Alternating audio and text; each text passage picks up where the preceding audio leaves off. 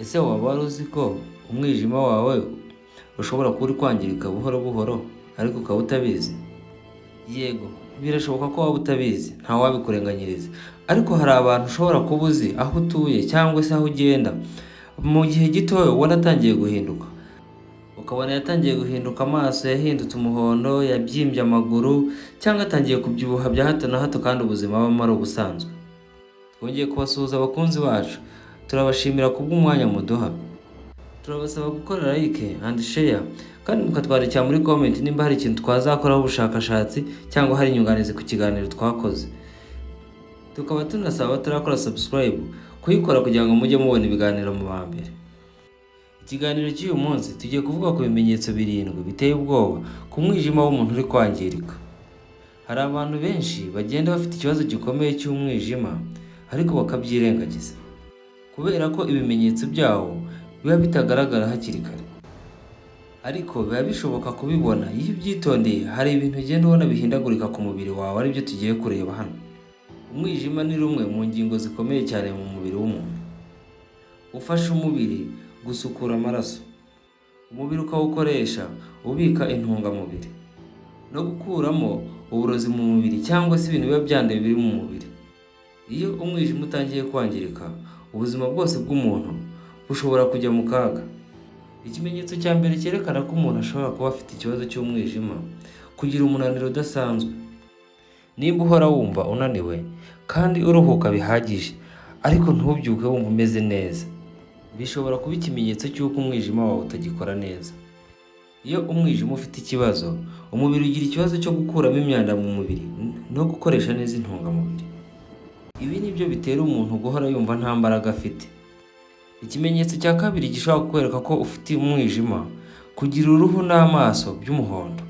Iyo bigenze gutyo, iki gihe umuntu utangira kubona isura yihinduka, akagenda aba umuhondo n'amaso ukabona agiye bihinduka umuhondo. Iki ni ikimenyetso kizwi cyane ku buryo inzobere muri byo iyo abibonye ahita amenya ikibazo ufite atiriwe ajya kureba n'ibintu byinshi. Iyo umwijima udashobora gutunganya bilirubin neza, uruhu n'amaso bishobora guhinduka umuhondo. Ibi kandi bisaba kwihutira kujya kwa muganga. Bilirubin ni ikinyabutabire cy'umuhondo gikorwa mu mubiri mu gihe uturemangingo dutukura tw'amaraso twashaje cyangwa twangiritse cyangwa se twashwanyaguritse. Iyi bilirubin umwijima urayitunganya hanyuma ikavanwa mu mubiri binyuze mu mwanda n'inkari. Nyamara nubwo mu buryo bwumvikana ari igisigazwa iba yavuye mu bintu bitagikoreshejwe, ifite uruhare runini mu mubiri. Ifasha umubiri gukuraho ibice by'uturemangingo dutukura tw'amaraso twashaje. Ituma umwanda ugira ibara ryawo risanzwe ry'ikigina. Ni kimwe mu bigize umushongi ufasha igororwa ry'amavuta mu mubiri. Kandi ishobora kugira ubushobozi bwo kurinda uturemangingo twangizwa n'ibinyabutabire bibi. Gusa nayo nubwo biri uko, iyo ibaye nyinshi mu mubiri ntabwo bigenda neza. Iyo umwijima utayitunganya neza cyangwa se hari ikibazo mu nzira z'umushongi, ubwo ni mu gihe cy'igogora, bilirubin iriyongera maze umuntu akagira ikibazo cyo kuba umuhondo ku ruhu no mu maso, akagira inkari zijimye, kwituma umwanda wera cyangwa se ufite ibara ryerurutse. Rimwe na rimwe ugahora ubabara mu nda cyangwa se ugahora ufite umunaniro. Icyo gituma gupima bilirubin bifasha abaganga gusuzuma umwijima, cyangwa se bagahita bapima uruhago rw'umushongi n'amaraso, kubera ko ibimenyetso biba bigaragaza cyane ko ufite umwijima. Kugira inkari zijimye cyane. Nimba inkari zawe zihinduye ibara ukabona zigize ibara ryijimye cyane kandi ukoresha amazi bihagije, bishobora kuba bifitanye isano n'ikibazo cy'umwijima. Abantu benshi babonye kino kibazo batekereza ko giterwa no kutanywa amazi gusa, ariko nyamara ntabwo ariko biri. Kuko igihe cyose guhinduka kw'inkari ntabwo biterwa no kunywa amazi make, ahubwo bishobora kuba n'ikimenyetso cy'umwijima. Kubyimba mu nda cyangwa kubyimba amaguru nabyo ni ikimenyetso cy'uko ushobora kuba ufite umwijima. Abantu benshi batangira kubona impinduka, ugatangira kubyimba amaguru, kubyimba ibirenge, kubyimba mu nda, ariko ntibabyiteho. Nyamara bishobora kuba ikimenyetso cy'umwijima. Iyo umwijima utangiye kunanirwa, Amazi ashobora kwirundanya mu nda cyangwa mu maguru kuko ntaba agibasha gusohoka neza. Dusubiye haruguru, muribuka ko umwijima mu mumaro wayo harimo no gusukura umubiri, gusohora ibintu mu mubiri bitagifite ikintu bimaze.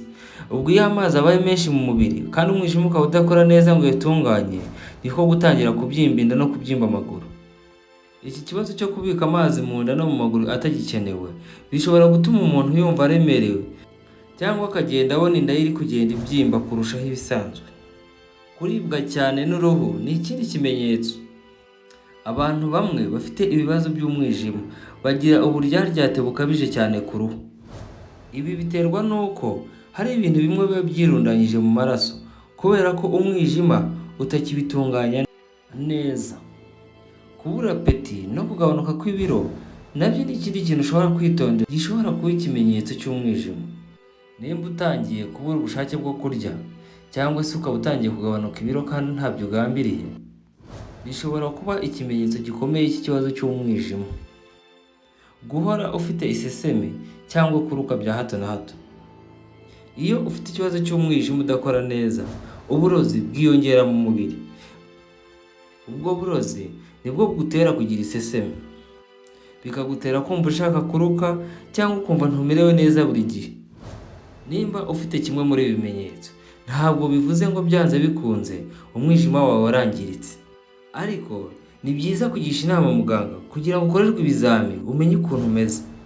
Wibuke ko kwirinda inzoga nyinshi n'itabi, ukarya indyo yuzuye, gukora imyitozo ngororamubiri no kugenzura ubuzima bwawe buri gihe bishobora kugufasha kurinda umwijima wawe.